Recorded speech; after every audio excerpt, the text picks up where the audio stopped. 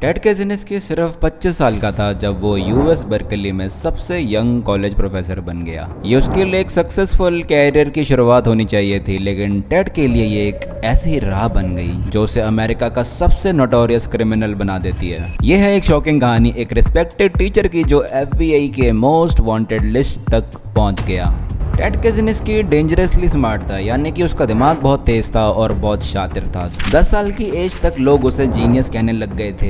Ted ने अपना एक आईक्यू टेस्ट भी करवाया था और उसकी रिपोर्ट के हिसाब से उसका आईक्यू स्कोर 160 से 170 के बीच में था। ये वही सेम आईक्यू रेंज थी जो एल्बर्ट आइंस्टाइन और स्टीफन हॉकिंग की रिपोर्ट में पाई गई थी। स्कूल उसके लिए एकदम आसान बन चुका था और 15 साल की एज तक उसने अपना हाई स्कूल फिनिश कर दिया और 20 साल की एज में वो हार्वर्ड से ग्रेजुएट भी हो गया और 25 तक उसने अपनी पीएचडी भी कंप्लीट कर ली थी। और टेड ने एक ऐसा प्रॉब्लम भी सॉल्व करके दिखाया था जो डेकेड्स से किसी मैथमेटिशियन से सॉल्व नहीं हो रहा था। टेड ने अपनी डिसर्टेशन के लिए अवार्ड भी जीता क्योंकि उसने एक ऐसी थ्योरम को क्रैक किया जो अनसॉल्वेबल मानी जाती थी। तो इसी वजह से यूसी बर्कली ने उसे असिस्टेंट प्रोफेसर का जॉब ऑफर कर दिया। अगर कागजों में देखा जाए तो उसकी लाइफ एकदम परफेक्ट लगती थी, लेकिन एक प्रॉब्लम भी थी।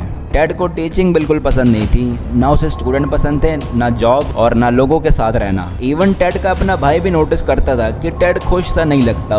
उसने कहा था कि टेड अपने अचीवमेंट्स पे कभी प्राउड फील नहीं करता था और उस टाइम किसी ने भी इस चीज को इतना सीरियस नहीं लिया। लेकिन बाद में ये एक अर्ली साइन निकला कि कुछ बड़ा और बुरा होने वाला है। टेड एक बहुत ही खराब टीचर निकला। जब स्टूडेंट उसकी क्लास में पहली बार आते थे तो उन्हें लगता था कि वो एक जीनियस के अंडर पढ़ने वाले हैं, लेकिन रियलिटी तो कुछ और ही थी। जीनियस वाली वाइब्स के बजाय टेड सिर्फ एक ग्रम्पी प्रोफेसर निकला जो बस किताब खोल के लाइन बाय लाइन पढ़ा कर क्लास से चले जाता था। ना उसका अपना कोई स्टाइल था, ना उसका समझाने का कोई तरीका। बर्कली के दूसरे साल तक टेड ने टीचिंग से गिव अप ही कर दिया। उसने अपने कलीग से कनेक्शन तोड़ दिए और कैंपस से दूर एक कैबिन में शिफ्ट हो गया। लेकिन उसके जॉब से नफरत करने का रीजन सिर्फ ऑकवर्डनेस नहीं था, ये कुछ और बड़ी चीज थी जो उसको अंदर से खाई जा रही थी। असल में वो टेक्नोलॉजी से नफरत करता था। टेड के नजरिए में टेक्नोलॉजी लाइफ को बेटर नहीं बना रही थी बल्कि सब कुछ खराब कर रही थी, और जितना वो सोचता था उसको उतना गुस्सा आता था। और एक दिन इस गुस्से ने उसे एक ऐसी चीज करने पर मजबूर कर दिया जो कि सोची भी नहीं जा सकती थी।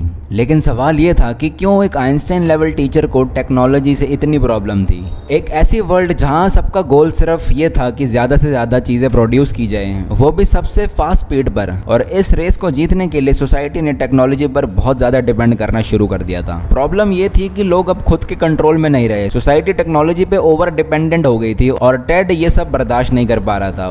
He viewed technology as evil, as the evolution of technology as evil, and the technical class as perverting the human spirit. इसीलिए टेड ने एक डिसीजन लिया कि उसको सब लोगों से एस्केप करना है। 1969 में सिर्फ 2 साल जॉब करने के बाद उसने अपना प्रोफेसर का कैरियर छोड़ दिया। उसके लिए लोगों के बीच रहना ही इम्पॉसिबल था। He wasn't able to negotiate the social world with other people, and so he grew convinced that he had to get away from people, away from society. थोड़ी देर तक तो वो अपने पेरेंट्स के साथ ही रहा था। फिर उसने मोंटाना के फॉरेस्ट में एक जमीन खरीदी और वहाँ पे एक छोटा सा कैबिन बनाया। कैबिन में ना इलेक्ट्रिसिटी थी और ना ही रनिंग वाटर, बस एक वुड स्टोव था सिर्फ आग जलाने के लिए। No electricity, no running water, and just a wood burning stove for warmth. Ted totally nature के साथ अकेला था। शुरू में सब ठीक था, वो अपना पूरा दिन खाना ढूंढने में लगाता था और पुरानी किताबें पढ़ता था और साइकिल पर टाउन भी जाया करता था। लेकिन टेक्नोलॉजी के लिए उसकी नफरत कभी खत्म नहीं हुई। 1971 में टेड ने एक 23 पेज का एसे लिख डाला जिसमें उसने डिटेल में बताया कि कैसे टेक्नोलॉजी दुनिया को खत्म कर रही है। टेड ने लिखा, जितना लोग मशीन पर भरोसा करेंगे उतना ही उनके अपने लाइफ पे कंट्रोल कम होगा और दुनिया को बचाने का एक ही तरीका है, वो है टेक्नोलॉजी का एडवांसमेंट रोकना। ये पहली बार था जब टेड ने अपने अंदर के डार्क और नेगेटिव थॉट्स को ओपनली शेयर किया। इसके बाद उसने अपने पेरेंट्स को लेटर लिखने शुरू किए, लेकिन ये लेटर्स नॉर्मल नहीं थे। ये लेटर्स बहुत ही रूड थे, गुस्से से भरे हुए थे और उनमें एक छुपी हुई नफरत थी। Began to write very hostile, angry, resentful letters to our parents. I had a hard time understanding where the resentment came from. लेकिन फिर एक दिन सब बदल गया। 1975 में टेड की क्वाइट लाइफ खत्म हो गई। मोंटाना में डेवलपर्स आ गए, ट्रीज को कट करने के लिए, रोड्स बनाने के लिए और नए नए घर को खड़े करने के लिए। वो जंगल जहाँ पे टेड बहुत ज्यादा शांत फील करता था वो अब खत्म होने वाली थी। ऊपर से प्लेन्स भी उड़ने लग गए, मोटर बाइक फॉरेस्ट में आने लग गई और नेचर डिस्टर्ब होने लग गया। एक दिन टेड अपने फेवरेट स्पॉट एक रॉकी रिज के पास वाटरफॉल को देखने गया था, लेकिन सब कुछ खत्म हो चुका था। बुलडोजर्स ने पूरा रिज तोड़ दिया और वहां से रोड्स निकालना शुरू कर दिया। टेड ने इस मोमेंट को अपना ब्रेकिंग पॉइंट बोला। उसने एग्जैक्ट वर्ड लिखे, you just can't imagine how upset I was. उस दिन से टेड ने डिसाइड कर लिया कि वो वाइल्डरनेस स्किल सीखने की जगह सिस्टम से बदला लेगा। टेड का गुस्सा टेक्नोलॉजी और मॉडर्न दुनिया के अगेंस्ट था।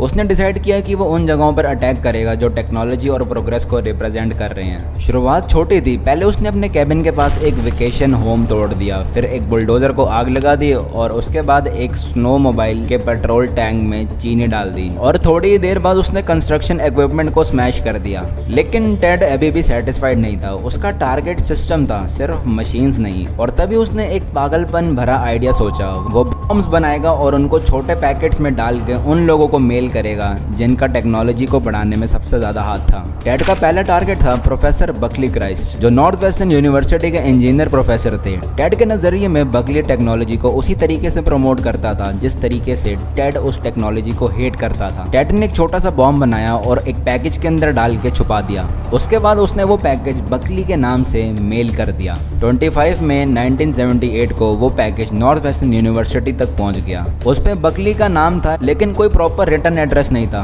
बकली को थोड़ा डाउट था। उसने कैंपस सिक्योरिटी को बुलाया ताकि वो इंस्पेक्ट करे, लेकिन यही सबसे बड़ी मिस्टेक थी। जैसे ही गार्ड ने उस बॉक्स को खोला वो ब्लास्ट हो गया। लेकिन खुशकिस्मती से कोई मरा नहीं, लेकिन बकली और गार्ड दोनों इंजर्ड हो गए। पुलिस ने इन्वेस्टिगेशन स्टार्ट कर दी, लेकिन उन्हें कुछ समझ नहीं आया। किसी को पता नहीं चला कि वो बॉम्ब कहां से आया और क्यों भेजा गया। आखिर में उन्होंने इसको एक प्रैंक मानकर क्लोज कर दिया, लेकिन उन्हें क्या पता था ये तो सिर्फ एक शुरुआत थी। एक साल बाद टेड ने फिर से एक और बॉम्ब बना के एक पैकेज में डाल के नॉर्थ वेस्टर्न भेजा, लेकिन इस बार वो पैकेज एक स्टूडेंट ने खोल दिया और वो भी वहीं इंजर्ड हो गया। लेकिन टेड का अगला टारगेट और भी ज्यादा डेंजरस होने वाला था और वो था एयरप्लेन। नवंबर 1979 में एक अमेरिकन एयरलाइन फ्लाइट शिकागो से वॉशिंगटन की तरफ जा रही थी, लेकिन मिड फ्लाइट पैसेंजर्स चिल्लाने लग गए क्योंकि प्लेन के अंदर धुआं भरने लग गया था। पायलट ने जल्दी ही इमरजेंसी लैंडिंग करवा दी और सब सेफ बच गए। लेकिन जब अथॉरिटीज ने प्लेन चेक किया उनके होश उड़ गए। कार्गो होल्ड के अंदर एक बॉम्ब था।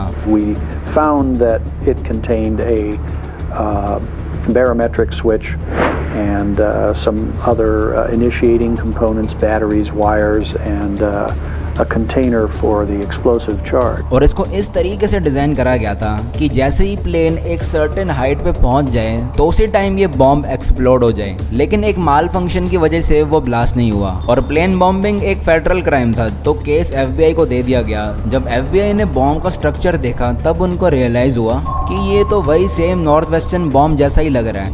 There were construction techniques, the way the wood was cut, the way it was put together, the markings on the wood, the way the tape was applied. और तब FBI को समझ आ गया कि ये एक सीरियल बॉम्बर और डोमेस्टिक टेररिस्ट का काम है। उन्होंने उसे नाम दिया UNA बॉम्बर, जिसका मतलब था यूनिवर्सिटी प्लस एयरलाइन बॉम्बर। लेकिन अब प्रॉब्लम ये थी कि FBI के पास ना तो कोई फिंगरप्रिंट्स थे, ना कोई विटनेस और ना ही कोई लीड। उनको सिर्फ एक क्लू मिला बॉम्ब के अंदर जहाँ पे लिखा हुआ था FC। The FC were put in these to be found, clearly protected in such a way that they would survive the blast. पहले SBI को लगा कि FC किसी रेडिकल ग्रुप का कोड होगा, लेकिन महीनों की इन्वेस्टिगेशन के बाद उन्हें पता चला कि इसका कोई मतलब ही नहीं है। ये सिर्फ इन्वेस्टिगेटर को कंफ्यूज करने के लिए टेड ने डाल रखा था। लेकिन इन सब चीजों के बाद भी टेड रुका नहीं। 1980 में उसने इलिनॉइस में एक एयरलाइन बॉस को बॉम्ब भेजा और 1981 में उसने यूनिवर्सिटी ऑफ उताह को टारगेट किया और 1982 में भी उसने 2 और बॉम्ब बनाए, जिसमें से एक वेंडरबिल्ट यूनिवर्सिटी और एक UC बर्कली, जहाँ पे वो खुद प्रोफेसर रहा था। उसने इन इन दोनों यूनिवर्सिटी में बॉम्ब बना के भेजे। ऑलमोस्ट हर अटैक में लोग इंजर्ड होते थे लेकिन कोई मरता नहीं था। 1985 तक टेड ने एक साल में 3 बॉम्ब भेजे और हर एक अटैक न्यूज में था। लोग इतने ज्यादा डर गए कि ऑर्डिनरी लेटर और पार्सल खोलने से पहले भी वो सोचते थे कि शायद इसके अंदर बॉम्ब ना हो। लेकिन FBI के पास अभी भी कोई रियल लीड नहीं थी और ना ही कोई evidence. He was a brilliant criminal in that he was able to expertly exclude anything identifying. तो इतनी देर तक किसी की भी जान नहीं गई थी, लेकिन दिसंबर 1985 में सब बदल गया। कैलिफोर्निया के कंप्यूटर स्टोर के बाहर एक वुडन बॉक्स रखा हुआ था। जब शॉप ओनर ने उसे इंस्पेक्ट किया और वो चेक करने गया कि उसके अंदर क्या पड़ा है, तो जैसे ही उसने उसको खोला वो बॉम्ब एक्सप्लोड हो गया और वो ओनर बचा नहीं, उसकी वही जान चली गई।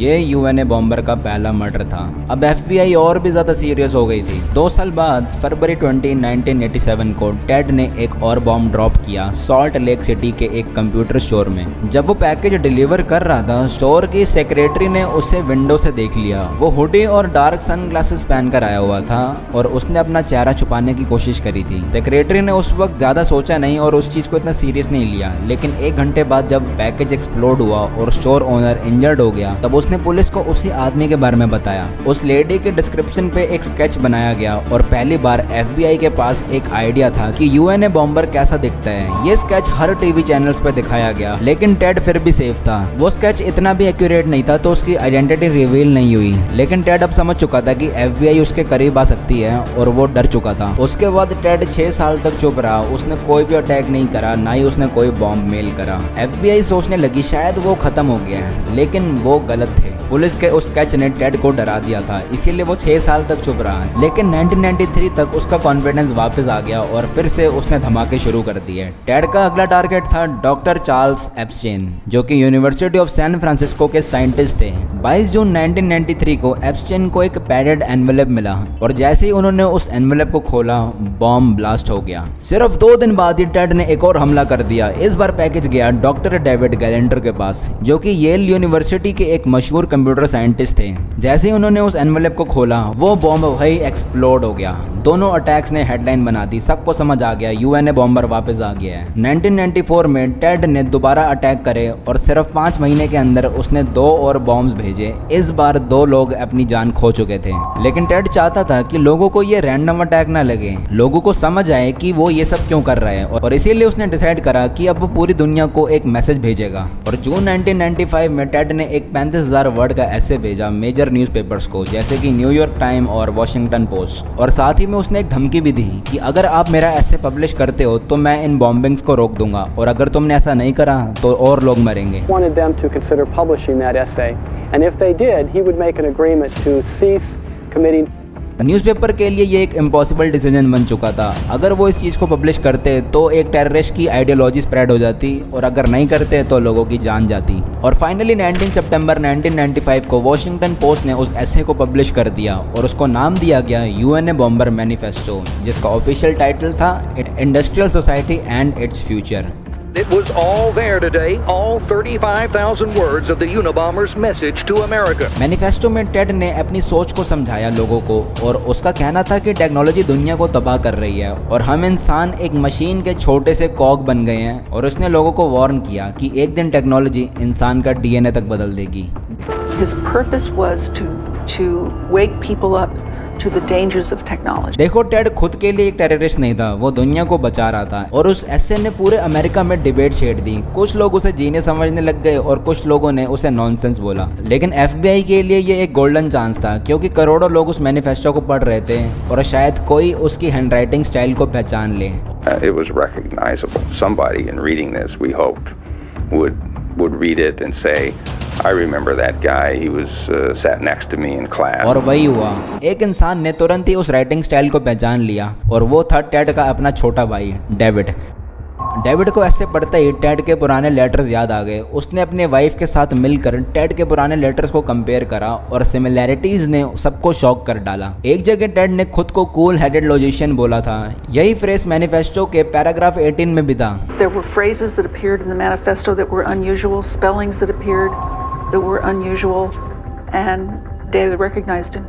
टेड अपने वर्ड्स को एक अलग तरीके से लिखता था, जैसे कि you can't eat your cake and have it too. यही अनयूजुअल फ्रेजिंग मैनिफेस्टो में भी थी। और सबसे बड़ा प्रूफ तब मिला जब 1971 में एक एसे जो टेड ने अपने भाई को भेजा था, उस एसे की टोन, आइडिया और फ्रेजेस सब कुछ ऑलमोस्ट सेम थे उस मैनिफेस्टो के जैसे। और डेविड को समझ आ चुका था कि ये यूएनए बॉम्बर कोई और नहीं बल्कि उसका खुद का भाई है।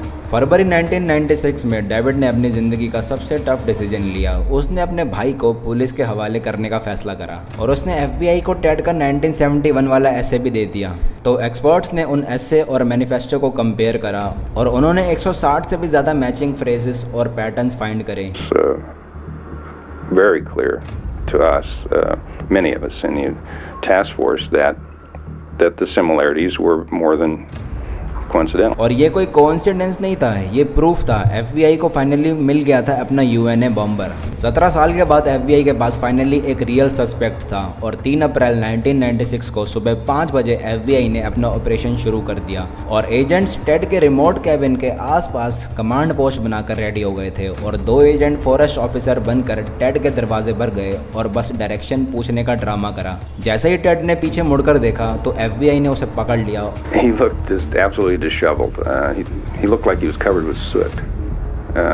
The agents that had grabbed his arms to restrain him had soot on their hands. और फिर उन्होंने कैबिन की जांच पड़ताल शुरू कर दी और जो अंदर से मिला उसने सब कुछ क्लियर कर दिया। वहाँ पर एक लाइव बॉम्ब रखा हुआ था जो मेल करने के लिए रेडी था और हैंड रिटन नोट से उस अटैक्स के बारे में, और वो हुडेड स्वेटशर्ट और सनग्लासेस भी थी जो पुलिस के स्केच में बनाई गई थी। वहाँ पे वो टेबल टाइप राइटर भी था जहाँ पे यूएनए बॉम्बर ने उस मैनिफेस्टो को लिखा था। ये केस अब क्लोज हो चुका था और टेड काज़िंस्की यानी कि यूएनए बॉम्बर अब एफबीआई के हाथों में था। पूरा का पूरा शहर शॉक में था, लेकिन मोंटाना के लोग हैरान थे कि उनके लिए तो टेड एक क्वाइट और हार्मलेस नेबर था और वो कभी किसी को तंग नहीं करता था और हमेशा अपने आप में रहता था। किसी को नहीं पता था कि वो अमेरिका का सबसे डेंजरस डोमेस्टिक टेररिस्ट निकलेगा। यूएनए बॉम्बर को पकड़ना एफबीआई के लिए एक बहुत बड़ी अचीवमेंट थी।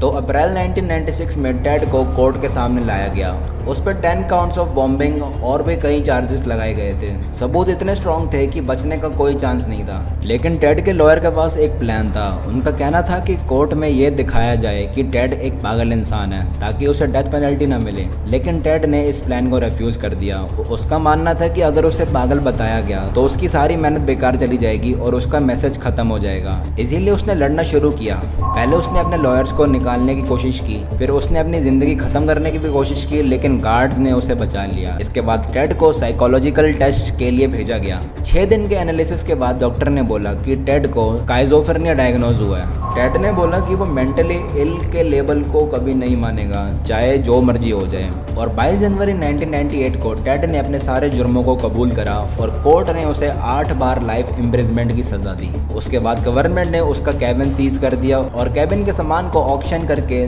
2 लाख से भी ज़्यादा डॉलर मिले जो कि उन विक्टिम्स को दे दिए गए जो इस बॉम्ब का शिकार बने थे। टेड को कोलोराडो के एक सुपर मैक्स जेल में भेजा गया जहां उससे 23 घंटे कंक्रीट सेल में बंद रखा जाता था। लेकिन जेल में होने के बावजूद लोग टेड को भूल नहीं पाए। उसे हजारों लेटर्स आते थे उन लोगों के जो उसके ट्विस्टेड फिलॉसफी से एग्री करते थे। सालों तक टेड के बारे में दुनिया ने कुछ ज़्यादा नहीं सुना। फिर 2021 में एक न्यूज़ आई कि उसे कैंसर हो गया था और 10 जून 2023 को टेड ने अपने ही सेल में खुद की जान गंवा ली। देखो, टेड काज़िंस्की एक ब्रिलियंट माइंड रखता था, लेकिन आपका दिमाग मोरल और वैल्यूज़ की जगह नहीं ले सकता। अगर इंटेलिजेंस के साथ एम्पैथी ना हो तो वो दिमाग सिर्फ बर्बादी लेके आता है। तो ये वीडियो आपको कैसी लगी मेरे को कमेंट में ज़रूर बताना और आपका इस बारे में क्या ओपिनियन है वो भी ज़रूर शेयर करना। तब तक के लिए हम मिलते हैं एक ऐसी ही अगली वीडियो में। धन्यवाद।